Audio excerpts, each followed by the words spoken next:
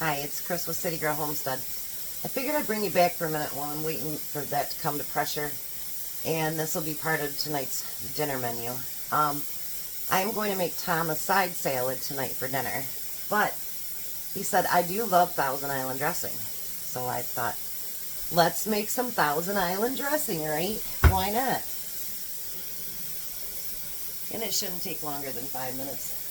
I got 4 minutes before it goes off. So we need a cup of mayo. Let's see if I empty this one out.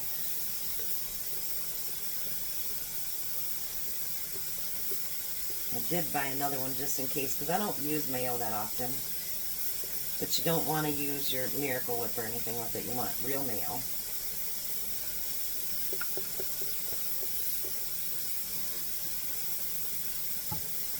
I think I'm going to clean this jar out, guys.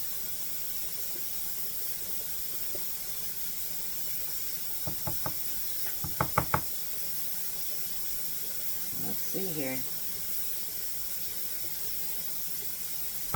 Look at that. So we got a cup of mayo. And inside my bowl already I have a tablespoon of sugar.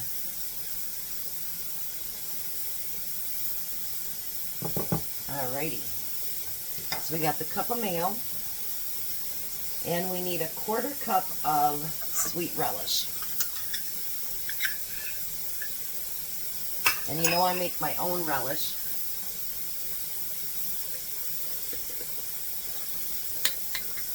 So I'm going to use a 1/4 cup of that.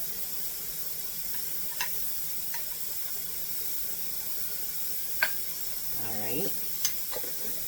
And we need a 1/4 cup of ketchup.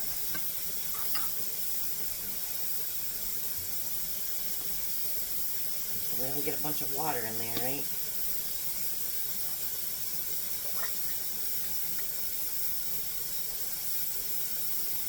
If this turns out really good, I'm going to make some for my son too, because he loves it on top of his, I don't know what those sandwiches are called, but they got sauerkraut and all that good stuff on them.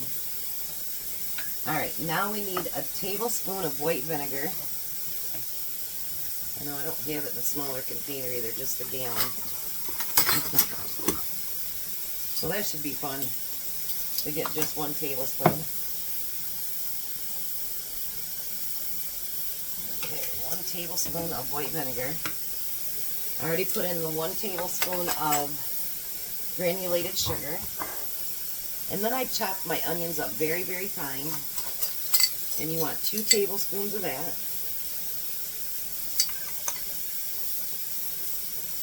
There's just a little bit left in there, so probably about 2 1/4 tablespoons. And we need a 1/2 teaspoon of finely minced garlic.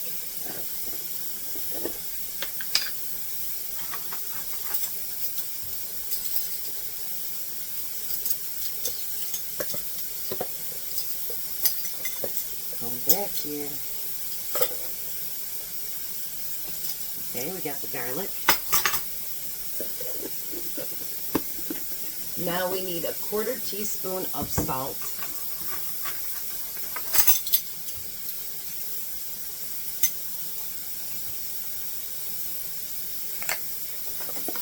If I could open it, it'd be great. 1/4 teaspoon of salt.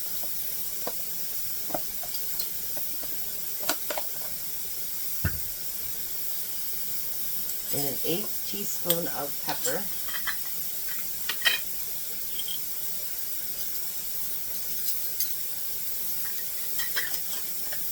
Alrighty, let's mix it up and see what we got. I'm excited. Very, very excited. I'm going to whisk it together.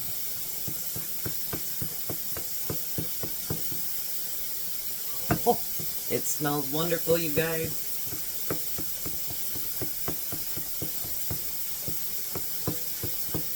Oh my. I think I'm going to be in love. I just can tell. Alrighty. Let's get out a spoon and try it. I'm so excited. I cannot believe it. Here, let me show it to you first. Alrighty.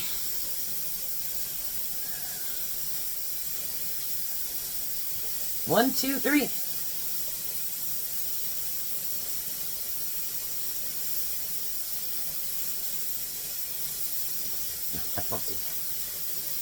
That, you guys, is, oh, and look at how beautiful that is. Hold on 1 second. All right, so we're going to finish this up by pouring it into a pint jar.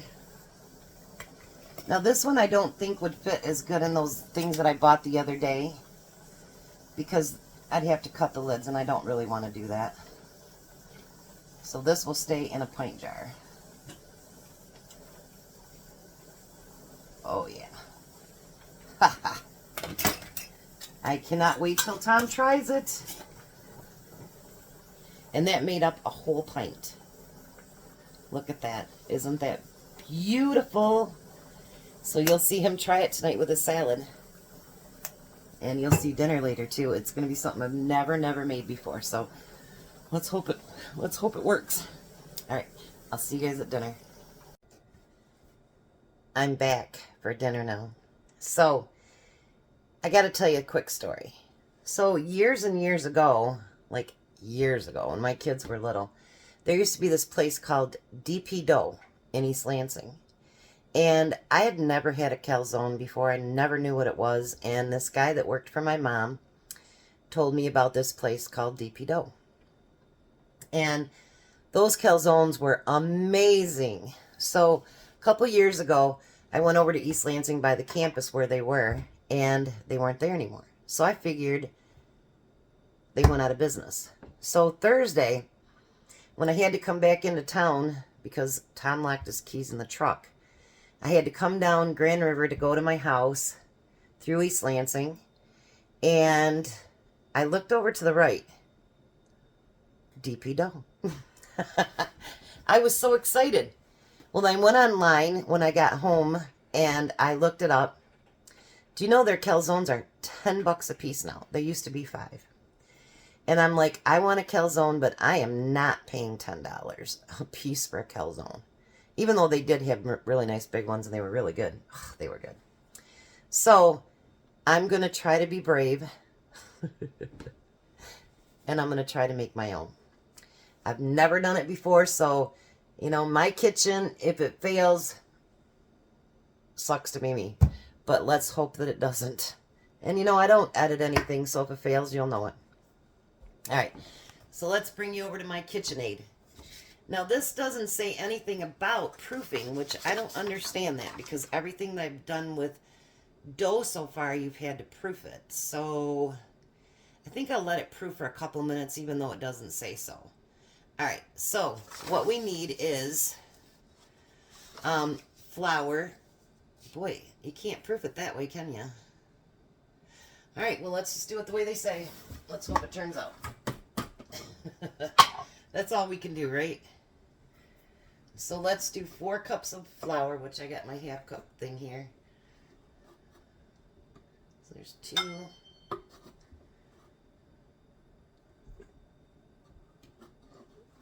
There's 2 cups. 2.5. 3. 3.5. And 4 cups of flour. All right. I hope this turns out right, because I've not heard of not proofing it. So we're going to do 4 cups of flour and the packet of yeast, which I had left over. I keep my yeast in the freezer, but I thought I'll use these up. I had 3 of them. All right, and the yeast, the salt, which we need a teaspoon of salt.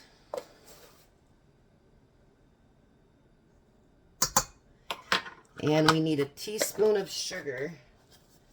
And that's what I didn't bring over here.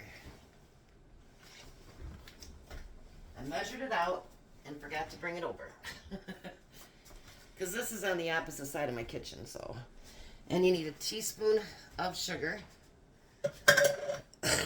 Excuse me. You need 2 tablespoons of olive oil. And that's not very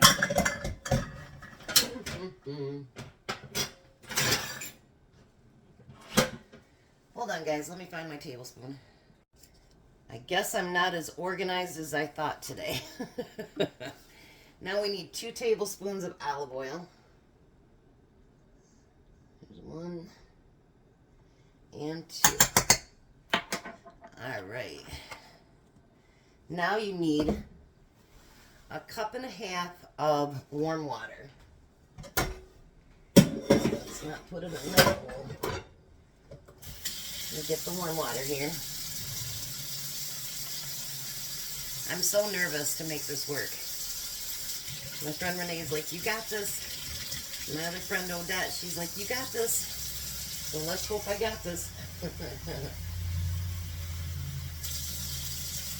Alrighty. And a 1.5 cups of water. Warm water. So it says start it out slow. Could have told you that one though, because you do it fast and the flour goes everywhere.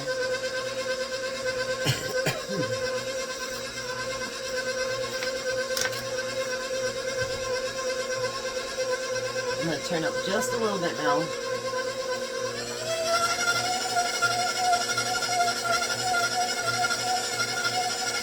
Now it says let it stir for 8 to 10 minutes. So I don't think you want to watch that or listen to it. I'll be back. Alrighty, so I let it run its time, and then I put a little bit of olive oil in there, and I'm just going to round this into a ball. Pinch it off at the bottom. Make it a pretty ball. I know I was going to use a different bowl, and I'm like, why are you dirtying up another bowl? Just take it out for a minute and grease up the bottom. Now I'm going to grease the top of this.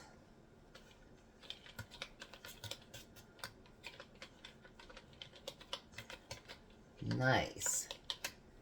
It turned out good. Let's hope that it rises right, because I didn't let it proof. And then, like Renee showed, I'm using a shower cap. I don't need 2 in there probably. So now I'm going to let that rise until it doubles, and they say it takes about an hour. And so we'll be back and see how this works. Alrighty, and here we go. It's doubled up. Now you're going to punch it down and take it out of your pan. I'm going to play with it just for a little bit here. Now it says to make 9 equal pieces, which I'm not sure how you do that, but we'll figure it out here. All right, let me bring you down here. All right, so if I did it in half, then that would be 8. Well, let's do half. We got 1, 2. Well, guess what? We're making 8. How about that? We're not making 9. I'm going to put these off to the side here.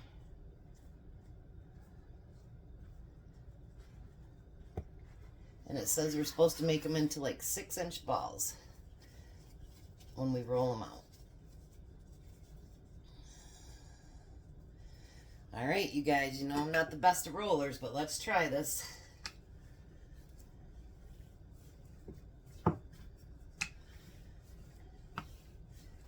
Put just a little bit of flour here in my,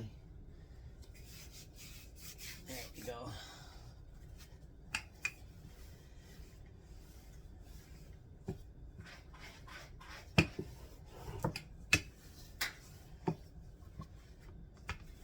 I would picture we wouldn't want them too awfully thin. We shall see. And I was talking to my friend over at Little Village Homestead.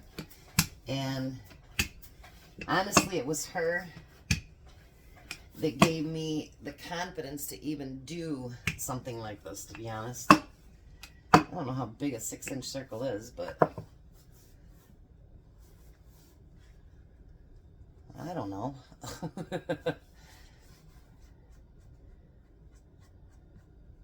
What's that say right there? That's 8, so I bet you it's pretty close to 6.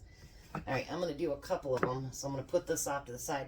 I did put some flour over here too, so that they won't stick together.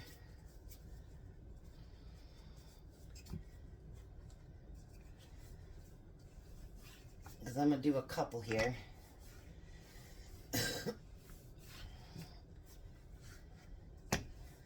Would have been nice if I'd have gotten my pan out too, huh? But I didn't. I tell you, I am so unorganized today. Do you ever have those days where you just think you got everything together and it's like, change your mind. You know, like all those strawberries came in there today, so I'm like, well, I was going to do this and this today, but that's not happening today because I got to go pick those up. And then, you know, something else happens and you're like, well, that's not going to happen today. That's been my day today. And for those of you, I did get approved for that griddle. And I got it yesterday. And I was actually going to get it put together tonight. And I was going to do something on it tomorrow. But, well, that didn't happen. One day next week, it'll happen.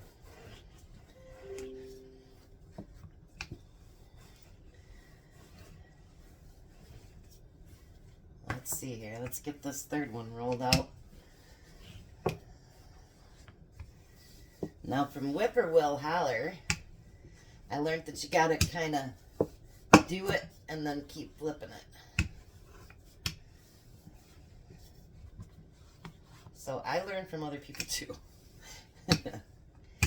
And actually there's a lot of things that, you know, 90% of the stuff that I do with you guys, I've never done before. So it's just me taking chances that it'll turn out. And hoping that it'll turn out. But like me and Renee was talking, you know, I don't edit anything. So at least you know anything that I do, it's real, it's me.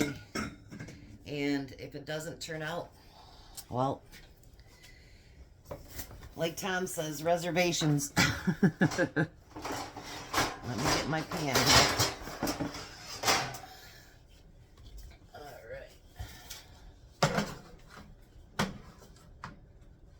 I don't need 2 of those on there. I'll take care of that later. Alrighty. So now calzone, you do not put the sauce in the inside. That goes on the outside. You dunk it into it. So let's see here. Let's line up 3 of them so we can do filling for 3 at a time. How's that? Alright, let me move you back just a little bit so you can see it all. Now I'm doing a pizza calzone. So my favorite is ham, pepperoni, and mushroom. So that's what we're having today. Ham, pepperoni, and mushroom. I'm not sure how far you should go in or not go in. I never watched them being made. They were just made when I got there, you know what I mean? So we shall see. What's the worst thing? I screwed up. Tom will eat it. Tom will eat anything. He's like Mikey. Alright. And then I'm going to put a little bit of ham on that.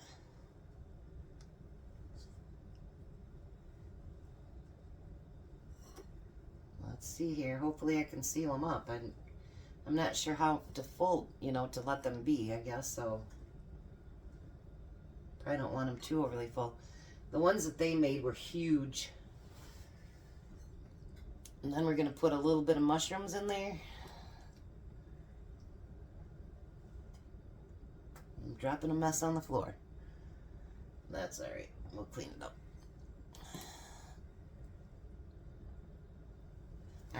And then I'm going to use mozzarella cheese. Break it up a little bit. I guess, you know, Renee's kind of right. It is kind of like a Hot Pocket. But I've never made those either, so.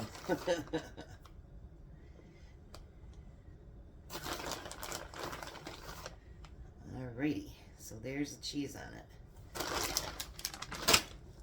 And I forgot to get a fork out. Bear with me, guys. Alright.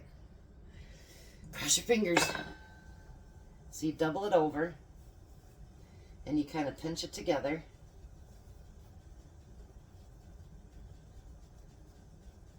And I'm going to fold it up just a little bit.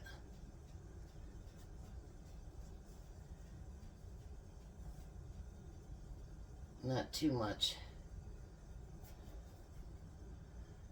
Doing this corner here.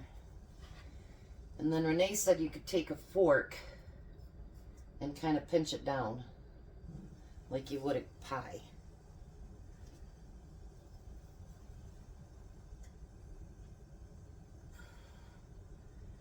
Alrighty, guys.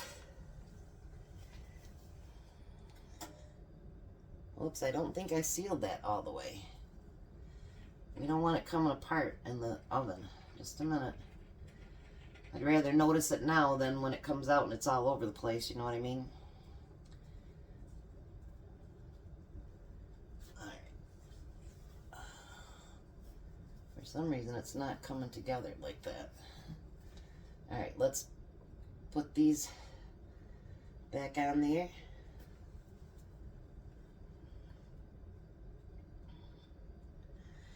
Alrighty. Let me get all these done and then I'll show you the next step. Alrighty.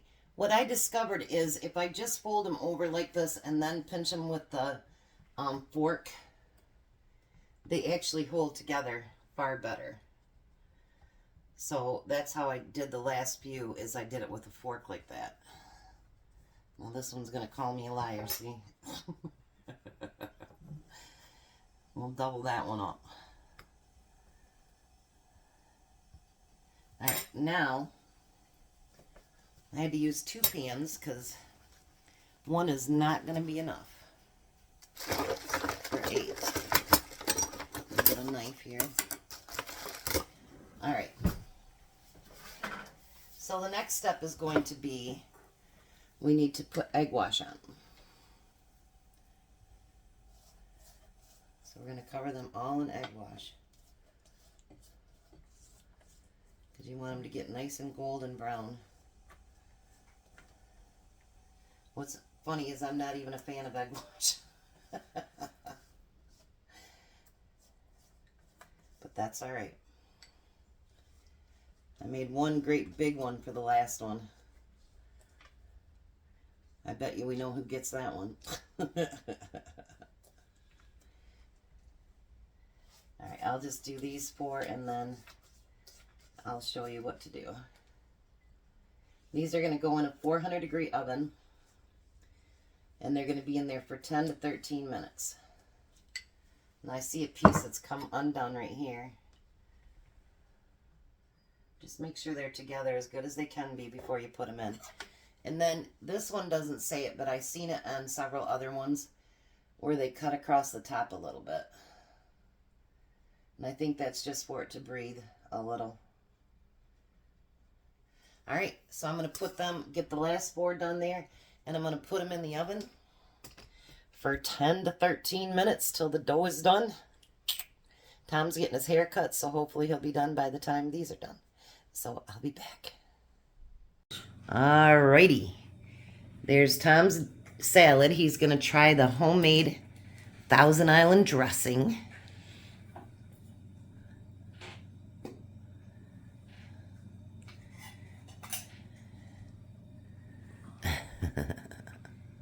Ooh. Easy there, boy. That went up fast.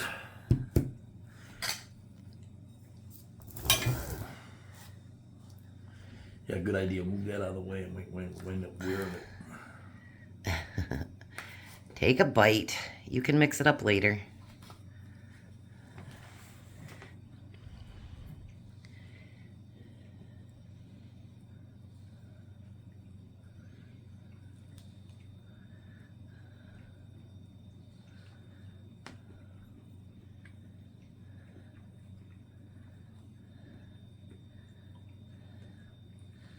Okay, you're only taking a couple bites here. How's the dressing? Good. Okay. Now there is dinner. It didn't seal as good as I wanted it to, but it'll still work. So just cut it, and then you're just going to dip it into the... Usually you pick them up, people, but I'm not having him pick it up because we just took it out of the oven. Unless you feel like you can. Yeah, kill it in his hand. Well, then pick it up and pull it in your hand then. Dip it in this marinara sauce. Because it's a pizza one.